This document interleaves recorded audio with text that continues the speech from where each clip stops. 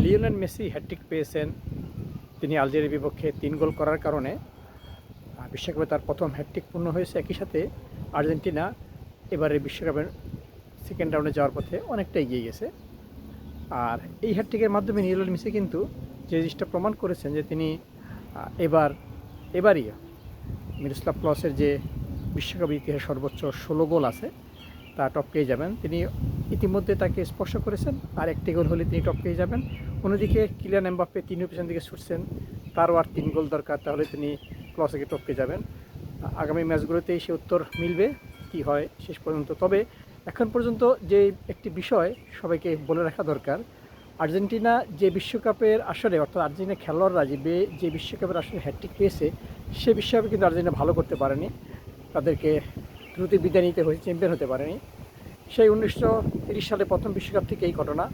1930 সালে আর্জেন্টিনা বিশ্বকাপ খেলতে গিয়েছিল উরুগুয়েতে। প্রথম সেই বিশ্বকাপে আর্জেন্টিনার গুইলেরমো স্ট্যাবিল হ্যাটট্রিক করেছিলেন মেক্সিকোর বিপক্ষে। সেই ম্যাচে আর্জেন্টিনা জিতেছিল, কিন্তু আর্জেন্টিনার পক্ষে চ্যাম্পিয়ন হওয়া সম্ভব হয়নি, তারা ফাইনাল হেরে গিয়েছিল উরুগুয়ের কাছে। লম্বা সময় পর আর্জেন্টিনার খেলোয়াড়রা আবার বিশ্বকাপে হ্যাটট্রিক পায়, তা হলো 1994 সালে। তখন এই যুক্তরাষ্ট্রেই অনুষ্ঠিত বিশ্বকাপের প্রথম ম্যাচে গ্যাব্রিয়েল বাতিস্তুতা হ্যাটট্রিক করেছিলেন গ্রিসের বিপক্ষে। 4-0 সেই ম্যাচ জিতেছিল আর্জেন্টিনা, কিন্তু পরবর্তীতে আর্জেন্টিনা গ্রুপ পর্বের শেষ ম্যাচে এবং বুলগেরিয়ার কাছে এবং দ্বিতীয় রাউন্ডে রোমানিয়ার কাছে হেরে বিদায় নেয়। তাদের পক্ষে আর কোয়ার্টার ফাইনাল পর্যন্ত যাওয়ার সুযোগ হয়নি। 1998 সালে আবার আর্জেন্টিনার গ্যাব্রিয়েল বাতিস্তুতা হ্যাটট্রিক করেছেন বিশ্বকাপে। টানা 2 বিশ্বকাপে হ্যাটট্রিক করা আর্জেন্টিনার প্রথম এবং একমাত্র খেলোয়াড় তিনি। তার হ্যাটট্রিক ছিল জামাইকার বিপক্ষে, ফ্রান্সের বিপক্ষে, ফ্রান্সের মাঠে সেই ম্যাচে। অপর দিক গোল করেছিলেন আরিয়েল অর্তেগা। তবে লক্ষণীয় বিষয় হলো এই হ্যাটট্রিকও কিন্তু আর্জেন্টিনার জন্য কোনো সুসংবাদ বয়ে আনেনি।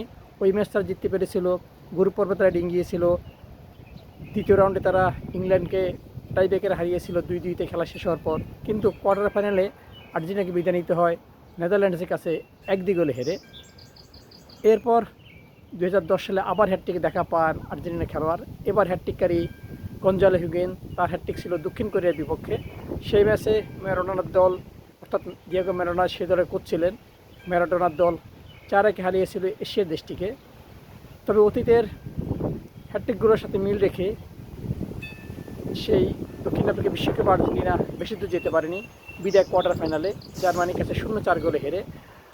এর আগে তারা দ্বিতীয় রাউন্ডে মেক্সিকোকে 2 গোল হারিয়েছিল। তাই অতীতের এই রেকর্ডগুলো বলে দিচ্ছে যে বিশ্বকাপের আসরে আর্জেন্টিনার খেলোয়াড়রা হ্যাটট্রিক পান, সেই আসরে কিন্তু আর্জেন্টিনা ভালো করতে পারে না, চ্যাম্পিয়ন হতে পারে না, সেমিফাইনালও যেতে পারে না। প্রথমবার শুধু ফাইনালে গিয়েছিলেন ওই পর্যন্ত, এরপরের হ্যাটট্রিকগুলোতে আর্জেন্টিনা কোয়ার্টার ফাইনালে বিদায় নিয়েছে। তাই এবার শঙ্কা, মেসির হ্যাটট্রিক আর্জেন্টিনার জন্য দুঃসংবাদ বয়ে আনবে না তো? অবশ্য আর্জেন্টিনার জন্য শুরুর ম্যাচে দুঃসংবাদ নতুন কিছু না, গত বিশ্বকাপে তারা সৌদি আরবের কাছে হেরেছিল। এবার তারা দারুণ জয় শুরু করেছে, তারা 3-0 হারিয়েছে পশ্চিম আফ্রিকার দেশ আলজেরিয়াকে। এখন মেসির দায়িত্ব হলো অতীতের এই হ্যাটট্রিক কুফাকে কাটিয়ে দলকে আবার চ্যাম্পিয়ন করানো, নিজের একের বুকে চলে যাওয়া এবং সম্ভবত এটি যে তার শেষ বিশ্বকাপ, সেই বিশ্বকাপটা ট্রফি হাতেই শেষ করা। দেখা যাক আর্জেন্টিনার খেলোয়াড়রা আর্জেন্টিনা দল পারে কিনা গ্রুপ পর্বে অস্ট্রিয়া, জর্ডান, পরবর্তীতে সেরা 32, second round, quarter final, semifinal, final ডিঙ্গে শিরোপা ধরে রাখতে।